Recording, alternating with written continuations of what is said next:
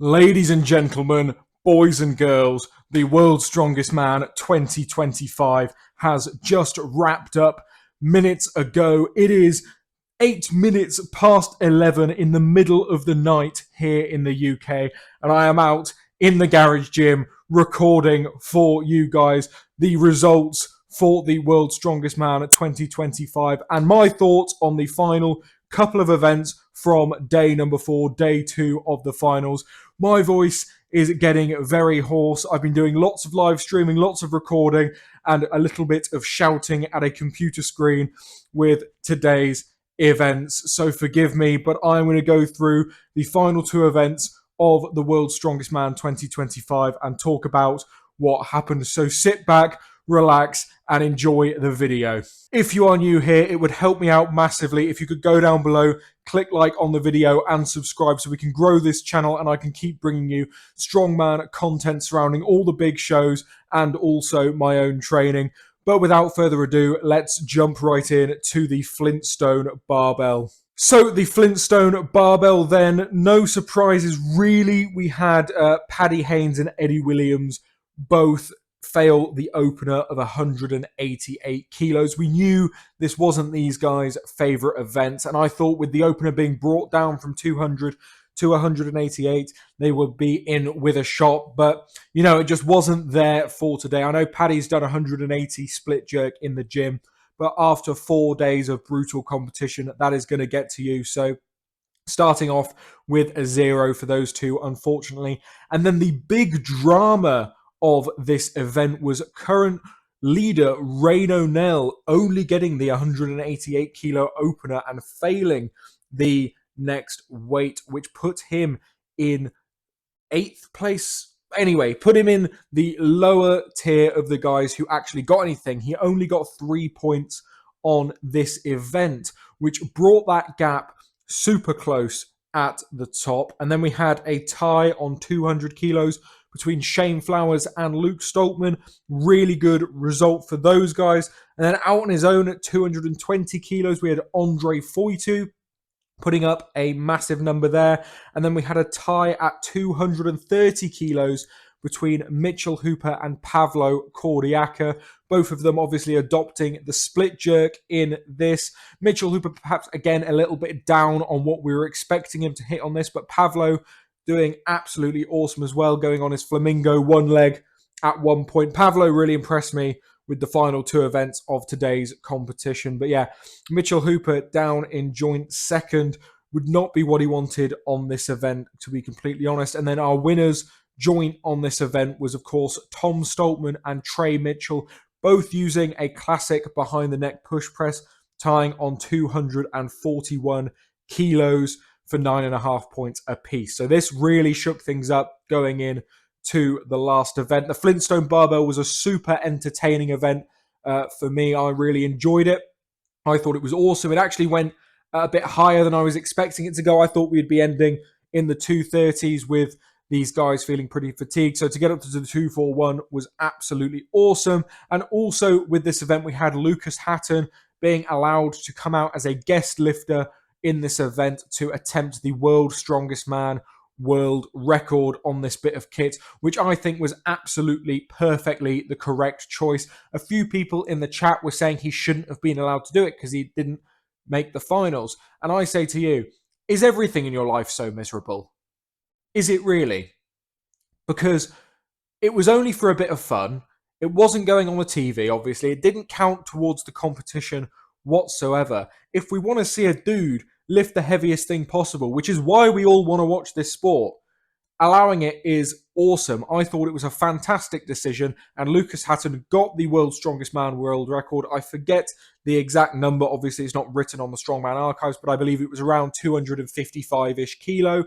Absolutely awesome. And then he went for a massive weight of 277. Just missed it. Not there. Obviously, after a few brutal days of competition for Lucas as well. But fantastic to see. Really, really awesome he got to do that. Obviously, a lot of us were very disappointed that we'd miss out on him on that event. So I am glad that he got the opportunity to do it for a bit of fun. And then, of course, the result we were all waiting for, the Atlas Stones. Going into the Stones, that was so close at the top. We had Rain O'Neill 2.5 points clear from a tied Tom Stoltman and Mitchell Hooper. So that was dramatic. Obviously, Tom Stoltman, phenomenally good at the Atlas Stones. But Rain O'Neill, an unknown quantity, again, we didn't know how he was going to do. And lots of good stone lifters in this competition that can get in between people. But the result that shaked out is one I am very pleased with. So let's go from the bottom to the top then. We had Andre Foytu coming in last place with 3 stones in 31.38. Then we had Eddie Williams with 3 stones in 25.88. Luke Stoltman with 3 stones in 25.05. Shane Flowers with 4 stones in 54.09. Shane getting a 5-second penalty for rolling one of the stones. Obviously, at World's Strongest Man, there is a bit of a walk-in, so you cannot roll them into the platform. Pavlo Cordiaca 4 in 38.39. This was a really good performance from Pavlo. I don't know why I wasn't thinking about him on the stones, but he put in a really solid performance. Like, this was a very, very good performance on this set of stones. This set of stones is incredibly difficult after 4 days of heavy competition. I mean, we saw the likes of Paddy and Mitch Hooper only getting 4 stones. It is a brutally tough stone event. So Pavlo getting 4 in 38.39 is fantastic. Then we had Paddy Haynes getting 4 in 34.07, which was a really good performance. Mitchell Hooper only getting 4 stones in 31.02. So we knew then that Mitchell Hooper, unfortunately, was out of contention for the World's Strongest Man. We had Trey Mitchell get 5 stones in 41.08, the first man to get all 5 stones. And then we had the final heat that determined the World's Strongest Man. Rain O'Neill versus Tom Stoltman. All Reno had to do was beat Mitchell Hooper's time of 4 in 31.02 or load all 5 of the stones to win the World's Strongest Man. Tom Stoltman did 5 in 31.76 for the event win, as we expected. And Rain O'Neill, in the most dramatic fashion possible, got 4 stones. But was it quick enough? Did he win the World's Strongest Man? Well, Rain O'Neill did 4 in 30.17 seconds, just 1 second quicker than Mitchell Hooper. And Rain O'Neill is the 2025 World's Strongest Man on his debut performance after having only done about 7 international competitions, all of which at the SCL or Siberian Power Show, which admittedly are a step below the normal Giants live scene. We haven't seen anything this crazy in Strongman for a hell of a long time. You thought that Mitchell Hooper's burst onto the scene in 2022 World's Strongest Man was ridiculous. Well, Mitchell Hooper won his group and then came 8th in the final. Rain O'Neill bursting onto the scene here, won his group and won the entire World's Strongest Man. He is the first man to do so since Yuko Ahola in 1997. The only other man to win the World's Strongest Man on their debut being Magnus Magnusson, as well as Yuko Ahola, obviously. And, of course, Bruce Wilhelm in the first ever World's Strongest Man, but that doesn't really count. So that is a very prestigious club to join. He is our first winner from South Africa, and I believe, and someone please do fact check me in the comments below, this is the first time 3 different continents have been represented on the World's Strongest Man podium. Obviously, Africa, Europe, and North America. Let me know if that has happened before. I could be wrong, but from a quick glance, that's what I determined. And at the end, the points were as follows. We had Rain O'Neill in first place with 47 points. In second place, we had Tom Stoltman with 46.5 points, meaning if Tom Stoltman held that Hercules hold for just 1 more second and beat his brother, Luke Stoltman, in that event, Tom Stoltman would be the World's Strongest Man right now for the 4th time. But Rain O'Neill managing to get it by half a point. Then we had Mitchell Hooper with 43.5 points rounding out the podium, continuing Mitchell Hooper's podium streak but ending his win streak again with World's Strongest Man. Will we see Mitchell Hooper win every other major again in 2025 and 2026 and still not have that World's Strongest Man accolade as part of that collection? It's going to be an interesting year. Then in fourth place, we had Trey Mitchell with 38.5 points. Unfortunately, Trey, having that disastrous performance on the Hercules hold, took him out of contention for the podium a bit, but he did his damned best to bring himself back into contention with an event win on the Flintstone Barbell and a second place on the Atlas Stones. We had my man Paddy Haynes in fifth place.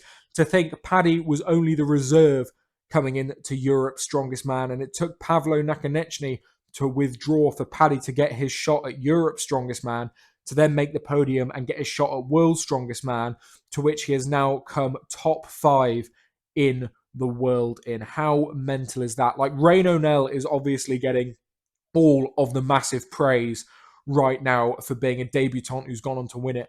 But Paddy Haynes is a debutant that has gone on to place 5th place in this competition. That deserves some respect. As well as Andre Foytu in 6th place with 27 points. Shane Flowers in 7th place with 25.5 points after a disastrous first event. He's managed to pull himself right back up. Pavlo Kordiaka taking 8th place with 25 points. Luke Stoltman in 9th place with 21.5 points. And Eddie Williams rounding out the top 10 with 20.5 points. How ridiculous is that? What a competition this World's Strongest Man has been. I have a lot of thoughts bouncing around my head right now, and I'm going to sit down, I'm going to do a proper, full, long, detailed thoughts video on the World's Strongest Man later in the week when the fires have calmed down, when the dust has settled. But what I will say coming out of this World's Strongest Man is that it has been one of the most exciting, most nail-biting, most dramatic World's Strongest Man competitions in the last 5 to 10 years. It has been absolutely ridiculous. It has been crazy. There has been ups, there has been downs, there has been upsets. But one thing I can say for certain is that we have some incredibly good talent joining us in the sport of strongman at the minute. And this next year is going to be awesome. And the format change for the World's Strongest Man has been an utter success. It made this competition so exciting. It made this competition so dramatic. And you can see that World's Strongest Man has made a hell of a positive leap forward. So hopefully they keep making those leaps forward, because this was one of, if not the best competitions of the year. It has proven time again that World's Strongest Man is the pinnacle of this sport. So thank you guys so much for watching this video. The support on this channel for the last few days while we've been covering World's Strongest Man has been absolutely ridiculous. Obviously, the insight is a lot better from those guys out there in Sacramento, super close to the sport. But me, as a genuine die-hard strongman fan, I am loving giving my thoughts, giving my insight, and I love the fact that you guys find it really enjoyable and appreciate my insight, because honestly, you know, I'm just a fan like you. I'm loving this. This is awesome. So before I get all soppy, emotional, whatever, I'm super proud of everyone who competed in the World's Strongest Man. Obviously, incredibly proud of the guys representing the UK. Paddy Haynes, Shane Flowers, doing me proud, seeing through my predictions. Both guys, super nice guys. The whole final, a really solid stand-up final, and this competition has been phenomenal. I need to get some sleep. I am absolutely knackered, and I've still got to edit and upload this video. But I will urge you once again, if you are new here, go down below, subscribe to the channel, check out the other videos, stick around. We will be covering every major strongman competition over the next few years. And of course, if you enjoyed this video and you enjoyed my coverage, go down below, click that like button and support the channel. And if you want to go above and beyond, go down below, click that join button, become a member. I'm going to be posting a lot more in the members only section in the next few weeks. I have just posted a video of me training with Coach Loz down at his gym where I did some log press and dropped it on the back of my head. So if that sounds like something you want to watch, become a member, go check that out. But for the foreseeable future, I am going to have a lie down. Thank you so much for watching. That is World's Strongest Man over and done with.